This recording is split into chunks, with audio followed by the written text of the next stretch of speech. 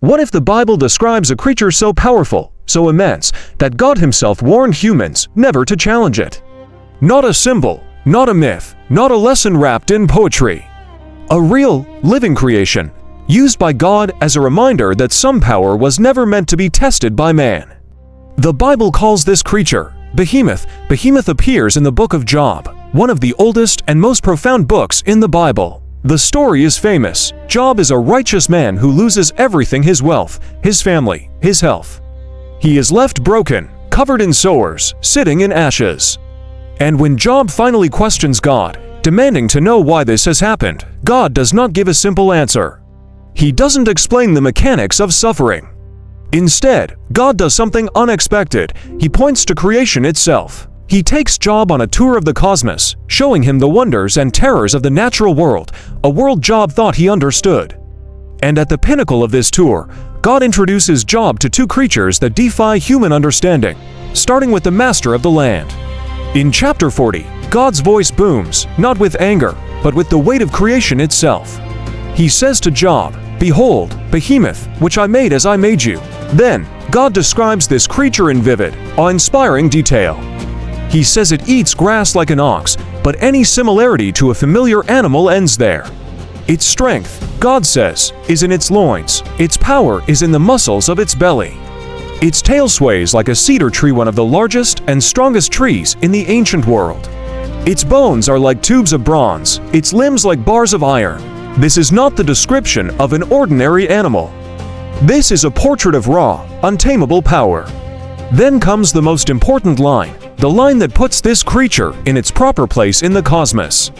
God says of Behemoth, he is the first of the works of God. Only his maker can approach him with the sword. Let that sink in. This is not metaphorical language. This is a statement of divine ownership and exclusive authority. God is telling Job, and by extension all of humanity, you cannot face this. You cannot hunt it, you cannot capture it, you cannot defeat it because I did not create it for you to face. It exists on a level of power that is reserved for me alone. Behemoth is a living testament to a power that man can witness, but never wield. So why did God even mention Behemoth? It wasn't to inspire fear or to make Job feel even smaller. It was to humble him, to reframe his perspective entirely. God's message through Behemoth is devastatingly clear. If you cannot understand or control this one creature that I have made, how can you possibly presume to understand or question how I govern the entire universe? Behemoth becomes a living, breathing boundary, a line in the sand that humans were never meant to cross. It serves as a physical manifestation of God's hidden wisdom. Job wanted answers about his suffering, but God gave him a lesson in sovereignty. He showed him that the world is filled with forces and realities far beyond human comprehension and control. Behemoth wasn't just an animal, it was a divine object lesson in humility. Naturally, for centuries, scholars and theologians have tried to identify what Behemoth could have been.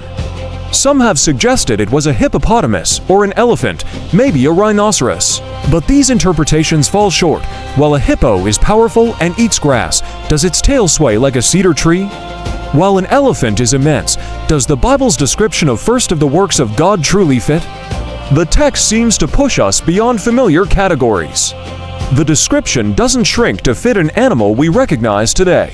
Behemoth is presented as unmatched in strength, untouchable by humans, and completely, utterly under God's singular authority. The Bible does not show heroes hunting Behemoth. It does not show kings conquering it. It does not show armies defeating it. In the story of Behemoth, there is only one hero, one conqueror, one authority, God himself.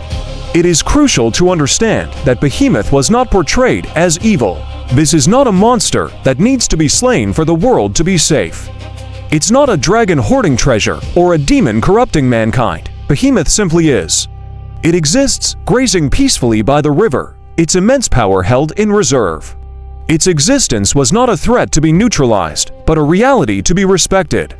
Power, in the biblical view, does not automatically equal wickedness. Behemoth existed to remind humanity that creation itself contains forces that are not hostile, but are simply beyond our control. It's a lesson that there are hierarchies of power in the universe, and humanity does not sit at the very top. That place is reserved. In the very same speech to Job, Right after discussing Behemoth, God introduces another creature of unimaginable power, Leviathan, the master of the sea. Together, Behemoth and Leviathan represent the ultimate powers of the land and the water. They are two sides of the same coin, a matching pair of divine masterpieces. Both are described as being beyond human mastery. Both are explicitly stated to be under divine authority alone. They are the ultimate boundaries, living proof that even in a world given to humans to steward, some power, some domains, belong only to God. They aren't monsters to be feared, they are monuments to God's creative power, designed to inspire awe and reverence for the one who made them. So why does the story of Behemoth, a creature described thousands of years ago, still matter today? We live in an age that believes everything can be measured, cataloged, dominated, or overcome. From splitting the atom to mapping the human genome, modern humanity's story is one of conquering limits. We believe that with enough technology, enough data, enough willpower, nothing is truly beyond our reach. Behemoth stands in direct challenge to that belief. It is an ancient, thundering reminder that some forces exist not to be conquered, but to teach us the wisdom of our own limitations. It suggests that true wisdom isn't found in mastering everything, but in recognizing what lies beyond our grasp and having the humility to respect it. In the end, Behemoth was not created for man's glory. It was not there to be a trophy or a resource, it was created for God's glory. Its very existence was a testament to its maker. It reminds us that the world is not just about us. It's a story much larger, much older, and much more mysterious than we often care to admit. If you enjoy cinematic Bible documentaries that uncover the ancient truths hidden in Scripture, subscribe for more stories. There are wonders buried in these texts waiting to be rediscovered, reminding us that some creations and some powers were never meant to be challenged.